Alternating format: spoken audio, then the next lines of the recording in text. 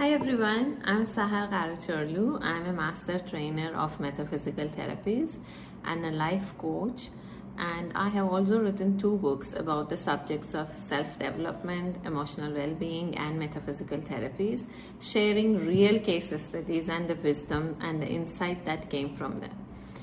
You can check out my books if that interests you. If not, just bear with me for this video because I want to share something that I've observed. Most people approach life coaches or self-development experts or therapists because they're facing certain challenges in life. It can be relationship issues, it can be financial issues, it can be health, it can be anything. But my observation is that there are 2 things that most people are doing very, very wrong, even when they are looking for a solution to their problems. Number 1, they usually do not know how to ask questions and they do not know how to express what is the problem. Usually they are giving a challenge or discussing about it, whereas that is just the presenting issue. They haven't taken enough time to go and introspect and reflect and understand what can be causing this issue. So that's number 1. And the second thing is that they genuinely do not know how to ask questions. If they want to have answers to something, their questions are not framed well. Most people are in that zone of asking, why me? Why is this happening to me? What did I do so wrong for this to happen? So what happens is when you ask your questions, the answer comes precisely as per what you have asked for. So when you ask why, then there would be many reasons why this happened, and probably that can be discouraging. That won't motivate you to look for solution. Whereas your questions are supposed to be mainly solution oriented. Let's say, what can I do to change this? How can I change this? Other thing that I really find it quite amusing, interesting, and also sadly not a good thing to observe is that people don't have an understanding of how life happens. If they're following a spirituality, they're looking at something else, which is not actually spirituality. For example, spirituality is about knowing yourself, and through knowing who you truly are, the good, the bad, and the ugly, come to a point of self-acceptance, self-realization.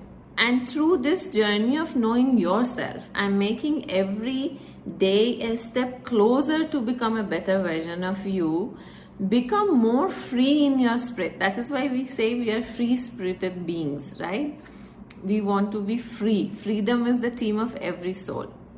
But what I've realized is that most people get into spirituality because they want to, probably activate their third eye, know about other people, know about the unknown, have a certain kind of meditative experiences of, the outer world and things like that.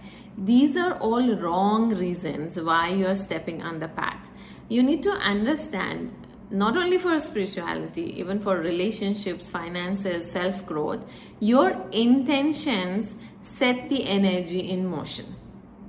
So if your intention is not clear, if your why is not clear, even spirituality will take you away from you. Spirituality is not about practicing a certain type of meditation or doing a certain type of work or believing in a certain type of being, energy, supreme, whatever it is.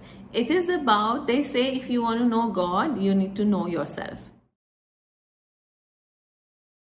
Now, the other misconception that people really come to me with is their misunderstanding of a relationship. They want to equate relationship with love. They are expecting love from every relationship, but the issue is they don't even know what love is. Why I do say that is because love is not about an exchange. I love you, then you have to say back to me, I love you too. It is not a kind of exchange or a reciprocation or a transaction. Love is that energy that which has filled you so much within. Now you have so much of it that you wish to share. And it doesn't matter if it comes back, and it doesn't have to be shown to the other person in a certain way or has to be reciprocated back to you in a certain way. There are many, in fact, most marriages and relationships and partnerships are love-based. They are transaction-based. When we talk about love, we are talking about an essence within all of us, which our conditioning and belief system has misguided, and actually we have started mistreating that feeling, that essence within us. But when we talk about love in relationships, now suddenly we become very transactional. If he loves me, he should do this for me. If she loves me, then she will do that for me. So basically, love is a total acceptance of you, of the other person, whether the person is reciprocating, whether the person is not reciprocating. And a lot of relationships don't have love in them. They may have sharing, caring, habitual coexistence, but they may not have love in it. We mistake so many things with love.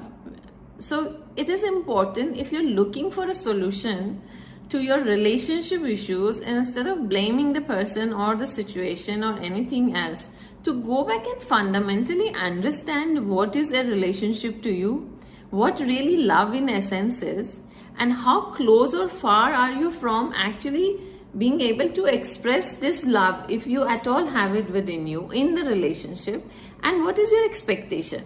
The objective, the intention, the objective, and the expectation of a relationship should be really communicated well. But that doesn't mean it will transform to a soulmate or twin flame or those jazzy stuff we hear on the internet.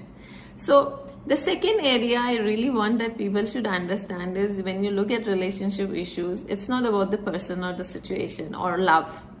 It is about how you perceive things, what is your understanding of everything in a relationship, and then how you want to respond to what you perceive. You may not like what you perceive, you may like it, but how are you planning to respond to that? That people come to me absolutely in a helpless situation. They want the answers, and they want it in the moment, or they want it actually as of yesterday. The answers are supposed to come to you from you. We as life coaches or mentors, we only facilitate you to be able to tap to that wisdom within you, which you already have, but you're not aware of. And even if you're aware of, you don't have a technique to tap into it. We are not here to give you a magic wand and then change and transform your life overnight. That is not a possibility, because your life consists of whole of who you are. You barely know 5% of who you are. 95% of who you are is a potential part of you which you haven't tapped to. And that can be an extreme of success that will bring you. And if that 95% is something you want to abuse and misuse, that can also bring a lot of disconnect and discomfort to you.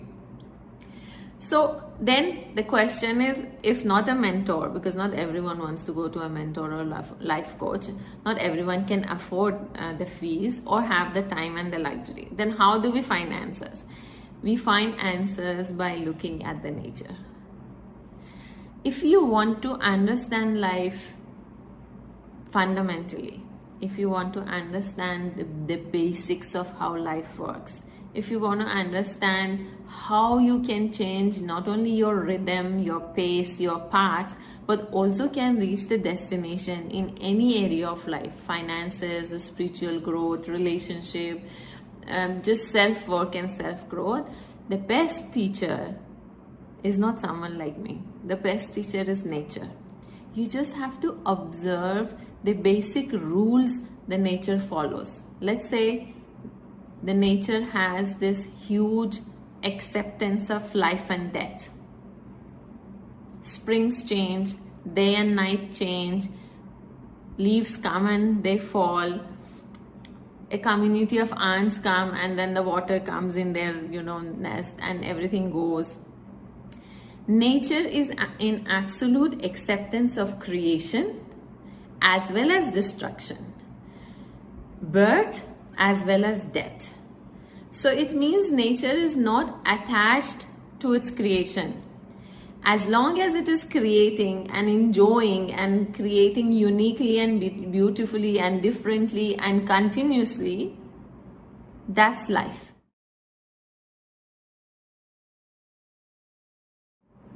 So the idea is to have goals, make sure they are bigger and larger than life. Make sure you have the plan for them, like nature has everything planned. Everything is planned to precision, right? It is so precise. Everything is happening at the time it has to happen, the way it has to happen, at the distance it has to happen. It is absolutely precise. But if something has to go, then it has to go, because something better has to come. So if the winter has to go, because the spring has to come. If the night has to go, because the day has to come. If an earthquake happens, because certain things need to be released and let go.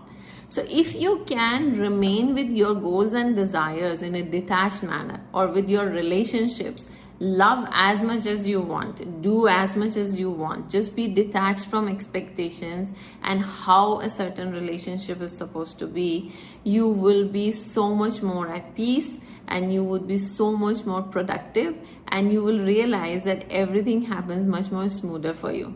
I hope these few tips works for you. Till the next video. If you like this content, please share and subscribe, and then we would be in touch through the website, social media, and more content like this. Take care and have a great day.